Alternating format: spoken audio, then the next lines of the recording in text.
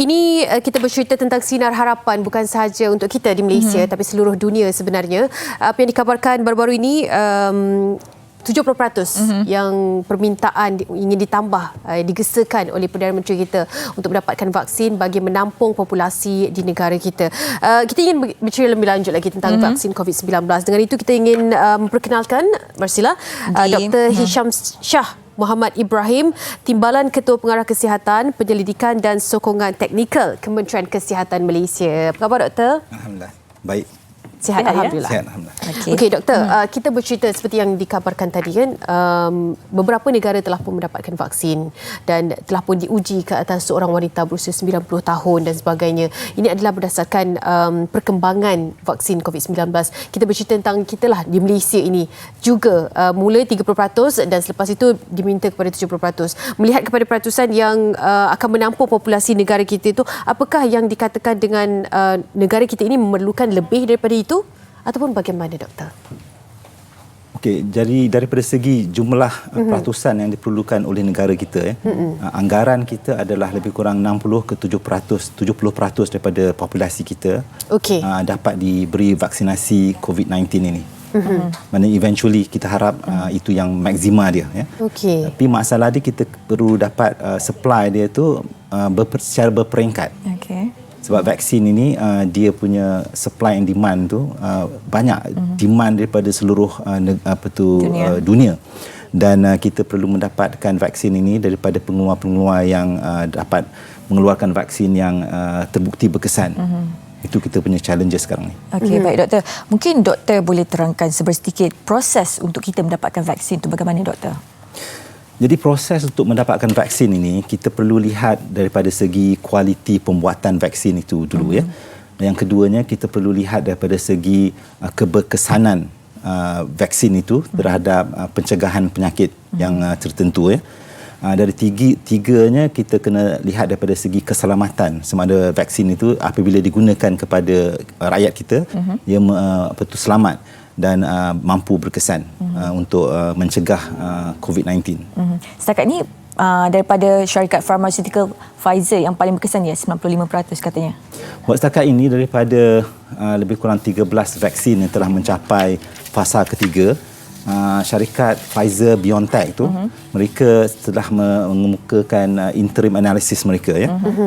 Jadi saya nak tunjukkan vaksin ni sebagai contohnya ini merupakan COVID-19 virus tu. Jadi yang dalam COVID-19 virus tu dia ada RNA.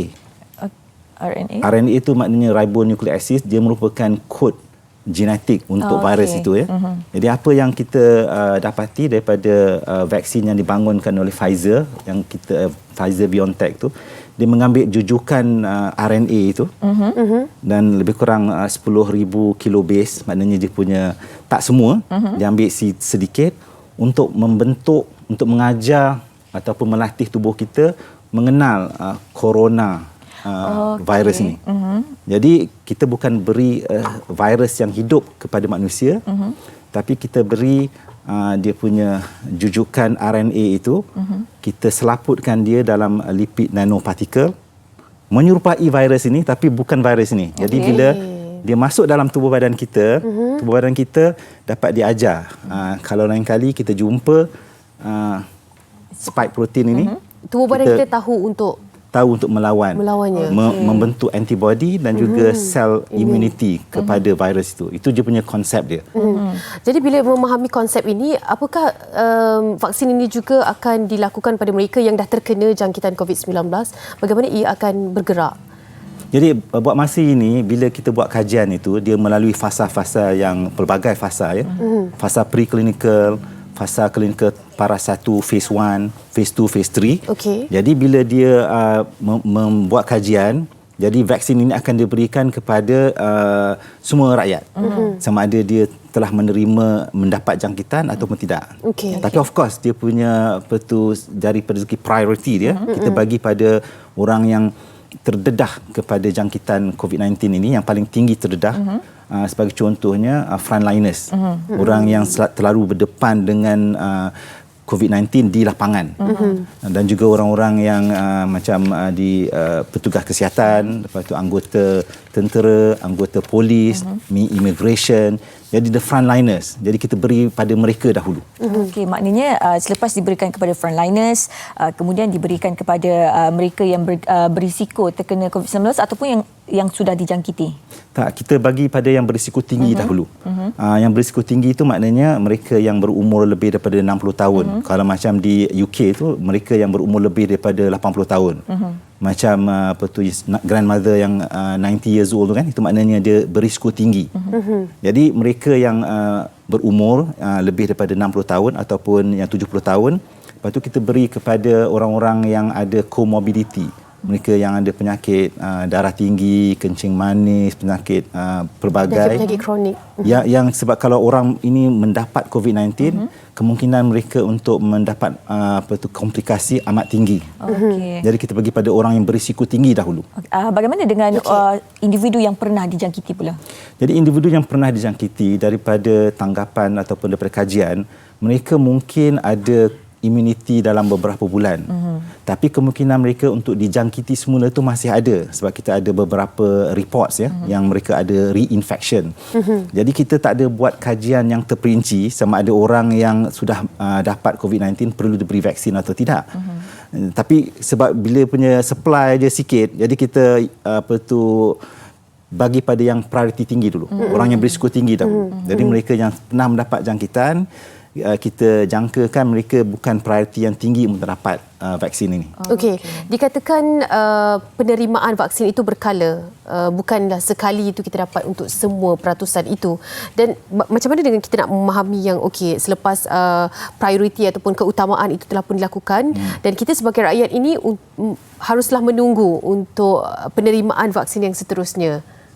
Yalah, itu vaksin ini bukan satu saja strategi kita untuk menghadapi COVID-19 ya. Dia merupakan salah satu daripada strategi yang boleh kita gunakan. Jadi sementara rakyat Malaysia menunggu kehadiran vaksin untuk diberi pada semua, jadi kita masih memerlukan rakyat Malaysia menggunakan pelitup muka di tempat yang sesak, sempit, jangan kita bersembang terlampau dekat dan sebagainya. Kita masih lagi perlu amalkan 3W tu.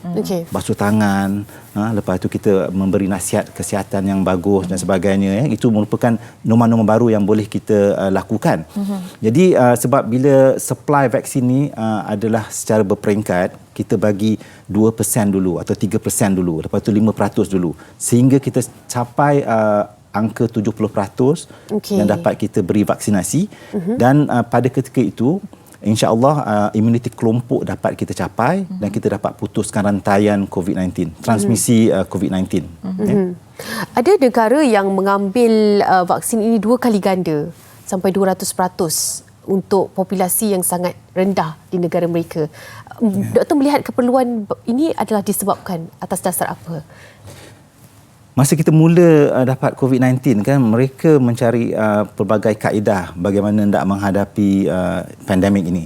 Jadi saya rasa bagi negara-negara yang mempunyai kewangan dan dana yang tinggi kan, dia over demand dan sebagainya. Walaupun vaksin ni dia in high demand, jadi kita tak tahu sama ada vaksin yang pelbagai ini mana satu vaksin yang akan dapat efikasi yang tinggi. Jadi dia beli semua. Tapi dalam masa beberapa bulan ataupun tahun selepas diorang lakukan penyelidikan, didapati ada banyak vaksin yang mencapai tahap efikasi yang tinggi. Bagi contoh, yang vaksin Pfizer-BioNTech ni dilaporkan 95% efikasi. Ada juga vaksin yang daripada Moderna, dia kata 94.5. Dan juga daripada AstraZeneca, dia katakan 70%. Dan ada pelbagai vaksin-vaksin lain yang sedang dalam pembangunan dia mengatakan dia telah mencapai tahap yang tinggi. Jadi negara-negara yang mempunyai dana yang banyak, dia beli semua, dia booking, advance booking pada semua vaksin-vaksin. Jadi bila akhirnya dia dapati dia melebihi daripada keperluan negara mereka. Untuk kita punya pemahaman, bagaimana vaksin ini disimpan?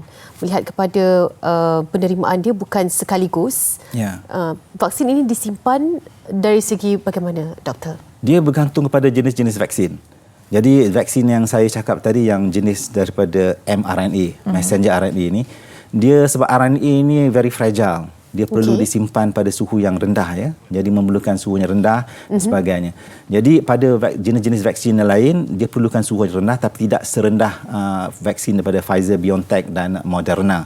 2 degree ke 8 degree centigrade. Yang vaksin Moderna tu minus 20. Kalau vaksin Pfizer tu BioNTech minus 70. Jadi penyimpanan tu satu hal yang kritikal juga untuk kita dan masalah logistik, masalah perlaksanaan dan sebagainya kita perlu perhatikan juga. Okey. Jadi doktor, bagaimana pemantauan dan apa jaminan keselamatan yang boleh diberikan selepas mendapatkan suntikan vaksin ni doktor? Jadi kita berpengalaman memberi vaksin ini dah puluhan tahun sejak lepas merdeka lagi ya. Jadi Kementerian Kesihatan kita ada mekanisme bagaimana kita dapat pastikan keberkesanan, keselamatan rakyat kita yang menerima vaksin. Mereka akan dipantau dengan teliti oleh petugas kesihatan kita dan even after receiving the vaccine kita akan melakukan pemantauan beberapa tahun. Terutamanya vaksin-vaksin yang baru ini kita pantau pengalaman daripada orang-orang di negara lain dulu. Sekarang ni United Kingdom, lepas tu mungkin Amerika ataupun di Europe. Jadi kita ada beberapa bulan lagi untuk kita perhatikan kesan-kesan samping kalau ada, jangka sederhana atau jangka panjang. Dan kita akan menggunakan pengetahuan yang kita dapat pelajari daripada mereka untuk memberi pelaksanaan untuk membantu kita untuk melaksanakannya untuk rakyat kita pula. Baik, terima kasih doktor. Sedikit sebanyak kita dapat menambah pemahaman kita berkaitan dengan vaksin COVID-19 yang merupakan salah satu strategi untuk solusi kes COVID-19 di Malaysia ini, di dunia ini. Terima kasih Dr. Hisham Shah Muhammad Ibrahim, Timbalan Ketua Pengarah Kesihatan, Penyelidikan dan Sokongan Teknikal Kementerian Kesihatan Malaysia.